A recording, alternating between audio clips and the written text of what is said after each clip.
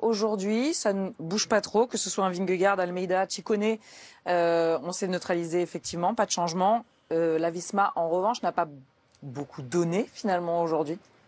Non, c'est vrai qu'on les a vus au pied du col, notamment préparer. Il semblait qu'on allait préparer le terrain pour une attaque de Vingegaard. On a vu les gros relais, notamment de Victor Campenaerts, sur les premiers kilomètres de l'ascension.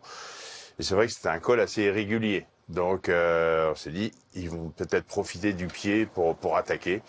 En fin de compte, non. On a plus suivi l'attaque de Almeida, mais on a quand même, voilà, avec ce qu'on a vu, il y a 3 coureurs qui sortent du lot à ce jour. Ça va changer. Ciccone, Almeida et Jonas Vingegaard. On a vu un Egan Bernal qui a essayé de suivre, mais le Colombien était un peu limite. Bon, la réalité du jour ne sera peut-être pas celle de l'Angliru un peu plus tard. Mais voilà, les 3 noms qui ressortent, même si officiellement Ciccone a dit qu'il jouait pas le général. Mais bon, on y croit de moins en moins, bien évidemment. Mais il fait partie des 3 meilleurs grimpeurs. Ciccone avec Almeida et Vingegaard. 7e victoire pour Juan Ayuso en 2025, 15e victoire sur le circuit professionnel. C'est un garçon aussi qui a connu quelques difficultés sur des grands tours. Il y a eu alors une 4e place sur la Vuelta en 2023, mais il y a eu un petit peu plus de soucis ensuite avec des abandons sur le Tour 2024, sur le Giro 2025, même s'il y a eu cette victoire d'étape sur le Giro. Il est toujours là, en haut, en bas, Jackie. Aujourd'hui, il a été effectivement piqué au vif et il a montré qu'il avait des jambes, Juan Ayuso. Oui, après, pour différentes raisons. Alors parfois, il a connu les chutes, comme sur le Tour d'Italie en début de saison, qui était, on le rappelle, le gros objectif. Quand on est chez UAE, on a malheureusement, surtout quand Pogacar est là, on n'a pas souvent l'occasion d'être leader. C'était le leader pour le Giro. Il était malchanceux, après il s'est battu, mais il a dû malheureusement renoncer. Après, l'an passé sur le Tour, bon, l'abandon, on l'a plus ou moins compris. Il y a eu le Covid.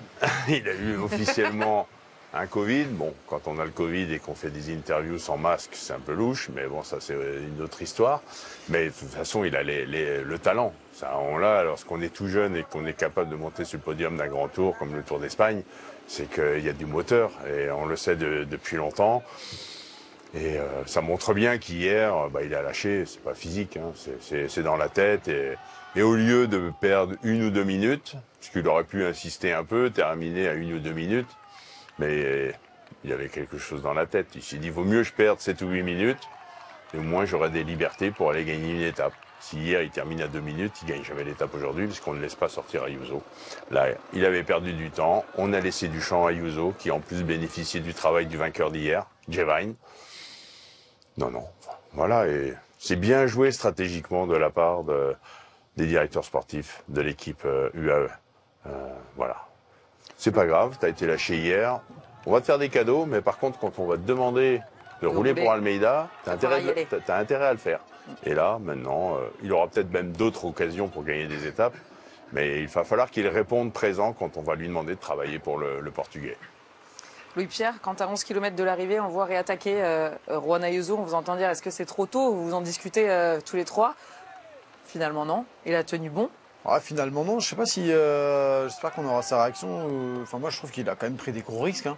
Marco Frigo, il revient au train tranquillement, mais il était sûr de lui. En plus, Jevine, à ce moment-là, s'est écarté, donc il ne pourra pas compter sur un retour de l'Australien pour l'aider dans cette montée. Marco Frigo revient, il collabore un petit peu, mais ouais, il est sûr de lui. Je pense que voilà, il n'y avait rien qui pouvait l'arrêter aujourd'hui. Première arrivée sur une étape en ligne sur cette Vuelta 2025, puisqu'il y a eu l'Italie, il y a eu la France, il y a eu le chrono par équipe en Espagne. Ensuite, on était du côté d'Andorre. Et c'est un Espagnol qui triomphe. Non, il était sûr de lui. Hier, il a lâché dans la tête, comme dit Jackie, les jambes, il les avait. Et Jackie l'a dit hier, même heure, même place hier. Jackie l'a dit demain, Ayuso, il gagne l'étape. Le sport de la résilience, effectivement. On a vu donc un Juan Ayuso très en vue aujourd'hui. Ça va, Louis-Pierre? Non, mais c'est tout bon, c'est l'ordinateur. C'est tout bon, ouais, tout a failli tomber, tout va bien. Nous aussi, on est perturbés par le numéro de Juan Ayuso aujourd'hui. Vous avez été, je suppose, Jackie, pas du tout étonné de le voir à l'avant comme ça, mais est-ce que vous avez été étonné par ses jambes? Est-ce que vous l'attendiez aussi fort aujourd'hui? Alors moi j'ai été surpris par beaucoup de choses. Alors, de voir Ayuso attaquer dès le départ, non. On l'avait dit, il est loin en général, il va tenter. Par contre, j'ai pas toujours tout compris la stratégie de l'équipe UAE. Parce que Ayuso était devant dans le premier col, 23 km quand même le col. C'est pas un petit col, alors c'est pas le Gavia, hein, mais on l'a vu attaquer. Et puis derrière, on voyait Jevine, son équipier, le vainqueur d'hier, qui attaquait, qui relançait. Donc j'ai pas tout compris. Mais dans ce premier col, il a fait 23 ou 24 km avec 20 ou 30 secondes seulement d'avance. Il se fait reprendre simplement au sommet. Et après, j'ai dit, bah là, il a peut-être laissé quand même quelques cartouches, hein. Notre ami Ayuso. Mais en tout cas, il a montré dans ce premier col qu'il caressait les pédales. Et après, bon, Jevine, je pense qu'il l'a vu dans ce premier col, relancé derrière lui. Je connais un peu le personnage, ça a dû l'agacer quand même. Mais après, on a rectifié le tir chez UAE avec un Jevine qui s'est mis au service de Ayuso. On l'a vu dans le final vraiment rouler à bloc faire des relais très très longs de plus d'1 kilomètre pour permettre à son équipier espagnol de gagner. Donc non, mais Ayuso peut gagner un grand tour. Donc je pense même qu'un jour il gagnera un grand tour. Je dis pas qu'il est en train d'un jour de gagner le Tour de France, mais gagner un Tour d'Italie, gagner un Tour d'Espagne, c'est dans ses cordes. Donc. S'il change d'équipe. C'est ça, vous allez me dire? Non, potentiellement, je pense qu'il peut gagner un grand tour au sein de la formation UE. Pour moi, c'est plus facile de gagner quand tu es chez UAE que si tu es dans une équipe adverse d'UAE. Évidemment, il ne faut pas qu'il y ait du grand Pogacar dans l'équipe, car c'est l'unique leader. Mais on rappelle, cette année, il était le leader pour le Tour d'Italie. Bon, il y a eu des circonstances qui ont fait que malheureusement, il n'a pas pu jouer le général. Mais si ça se renouvelle, bah, il pourrait gagner le Tour d'Italie ou même le Tour d'Espagne sous ses couleurs. Mais il y a tellement de leaders. Et puis, bon, on sait qu'il y a eu des petits problèmes en interne avec la direction sportive. Est-ce qu'il sera encore chez UAE ces prochaines années? Officiellement, oui. Car il a un contrat, il fait partie de ces coureurs qui ont des contrats à longue durée. En 2028. Voilà. Mais bon, on sait que malheureusement, j'ai envie de dire, comme dans le football, les contrats ne veulent plus rien dire. Il peut y avoir des rachats de contrats.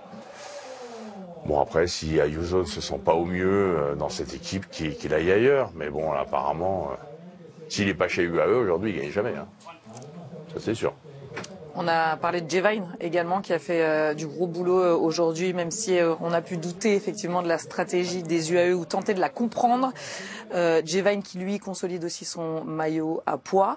Hier, il s'est imposé. Aujourd'hui, il est encore à l'avant. Il a ce maillot à pois à nouveau sur les épaules. C'est un carton plein, David, pour Jevine. Oui, honnêtement, il aurait pu marquer normalement 2 points et finalement, quand on va regarder le bilan, il sera passé en tête avec beaucoup d'efforts dépensés des deuxième catégorie. Port del Canto, il voulait absolument aller chercher les points. D'ailleurs, on l'a dit, hein. Relancer derrière Juan Ayuso, au final 0 points. À l'arrivée, il dispute pas la victoire d'étape, donc il va chercher 0 points. Donc oui, il prend 10 points, mais voilà, il n'a pas fait vraiment le break parce qu'on aura quand même encore énormément de points disputés. Après, il a les jambes évidemment pour amener ce maillot de la montagne. Il a eu son étape. Maintenant, est-ce qu'il aura le champ libre tous les jours? Ça fait 2 jours qu'on lui laisse carte blanche. Ce ne sera peut-être pas le cas non plus. Hein. On parlait de Juan Ayuso. Mais à un moment, on va peut-être aller remobiliser l'équipe autour de Joao Almeida.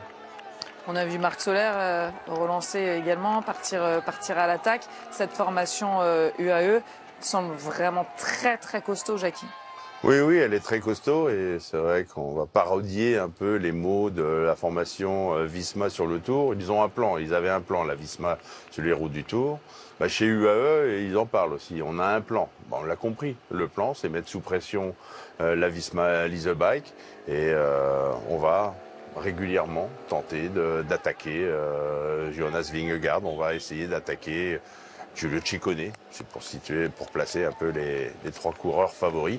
Et on a une grosse équipe avec Jevine, avec Ayuso, avec Großschartner, avec Marc Soler. Voilà, on prévient les adversaires. On va vous mettre la pression. Pour l'instant, on s'amuse, on gagne nos petites étapes. Mais voilà, c'est pour vous prouver aussi qu'on a une équipe très solide qui peut vous attaquer un petit peu plus tard lorsqu'on sera sur des étapes peut-être un peu plus clés.